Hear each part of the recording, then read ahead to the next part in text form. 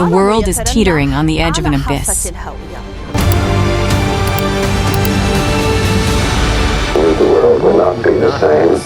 Few people laughed. Few people cried. Most people were silent. Now it will come death. The destroyer of worlds.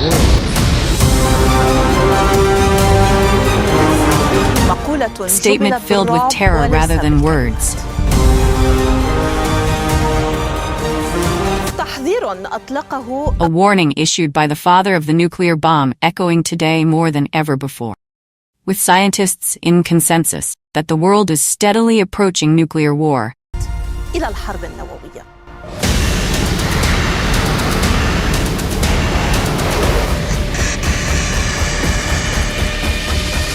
8 billion people hold their breath, fearing a nuclear war that could spell the end of civilization as we know it. What are they thinking now? And they should understand that what they are doing now, trying to scare the entire world, it does risk a conflict with nuclear weapons,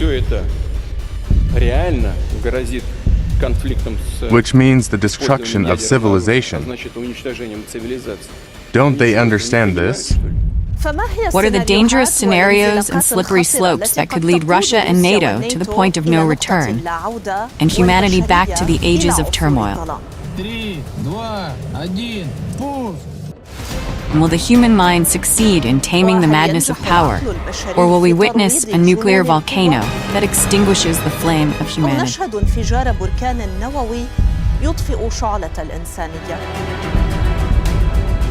Not far from the front lines in Ukraine lie some of the most important and dangerous Western and Russian nuclear weapons capable of turning the Earth into a blazing fireball. How can you be prepared for this? Are we really prepared for a nuclear war? Technically, of course, we are ready. Russia, of course, is ready, Vladimir Putin says, but the West is ready too. Under the pressure of mutual threats and in the absence of a political solution path to the Ukraine war, options narrow to the limits of total destruction and nuclear confrontation. The European Center for Counterterrorism and Intelligence Studies has proposed 5 escalating scenarios that are most likely for a Russian nuclear strike.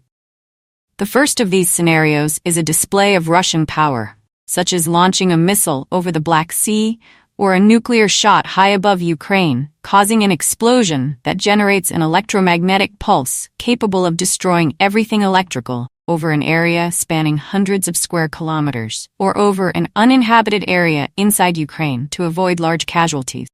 The purpose of this step is to shock and push Ukrainian forces into retreat.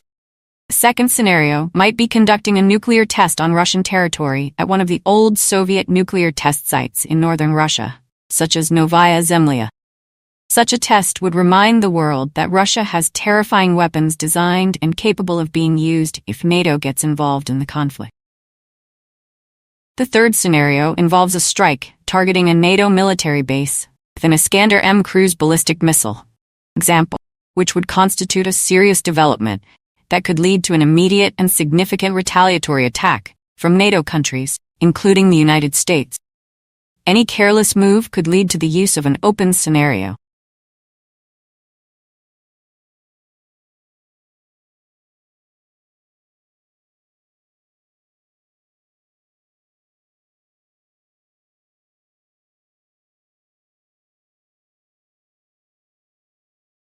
Fourth and fifth scenarios are the most dangerous and may leave the world as it was not before them.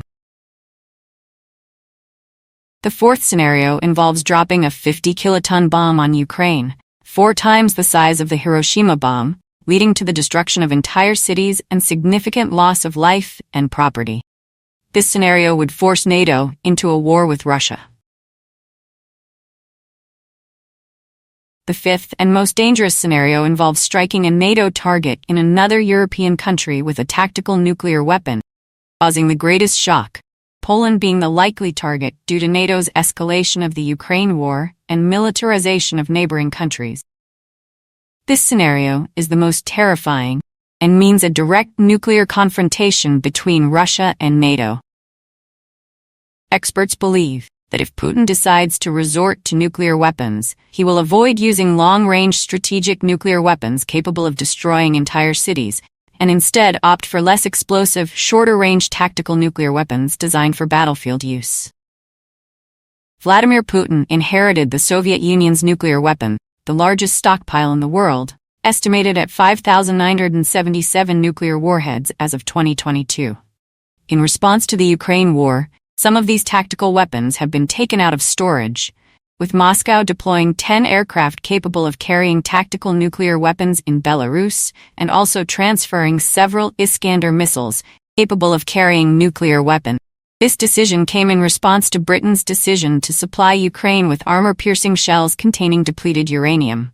Russia also announced its intention to deploy tactical nuclear weapons in Belarus, primary strategic ally, which shares a 418 kilometers border with Poland, a NATO member state.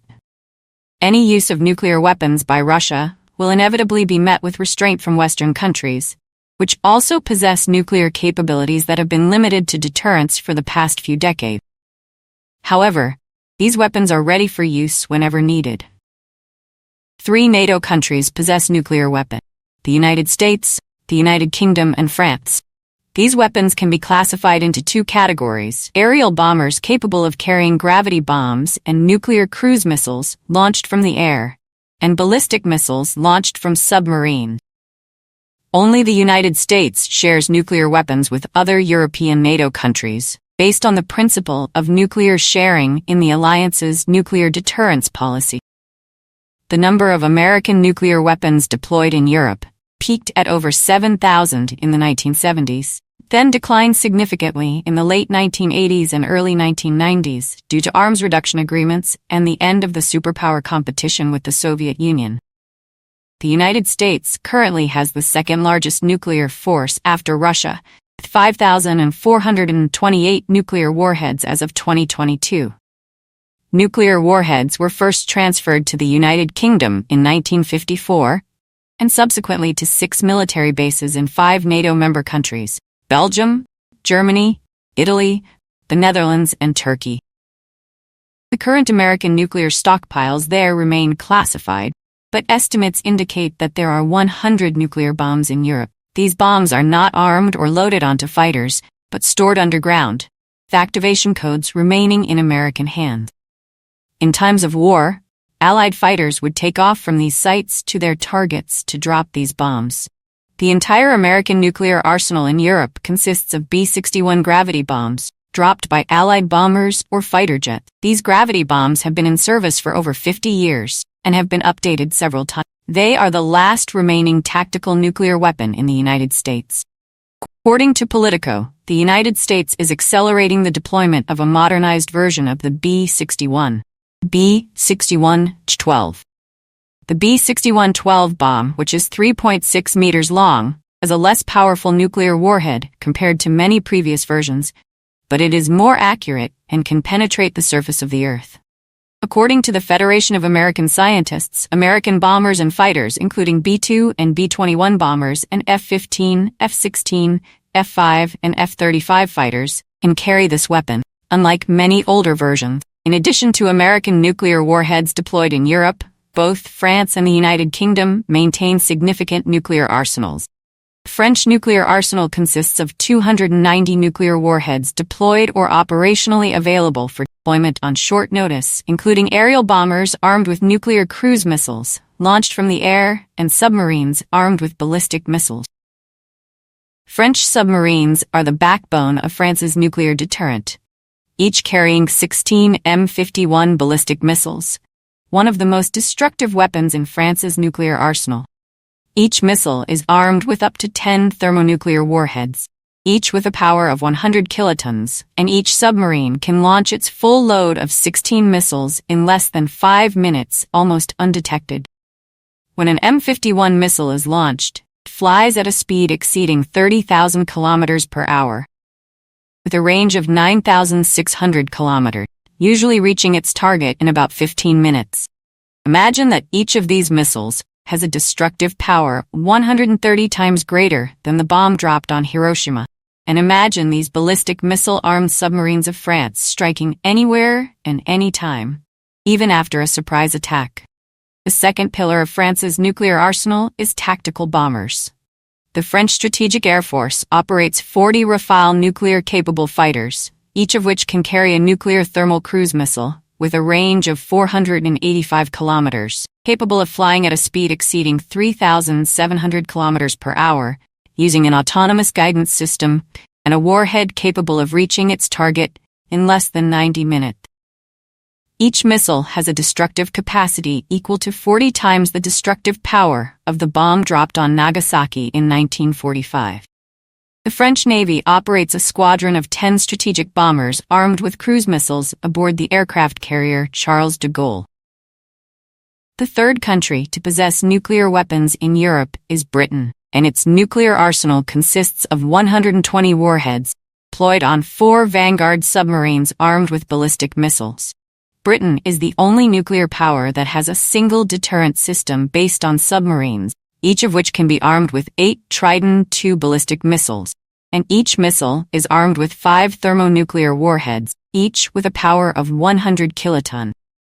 In 72 minutes, 3 nuclear-armed states could kill billions of people, leaving the survivors starving on a poisoned Earth where the sun no longer shines, and food no longer grows.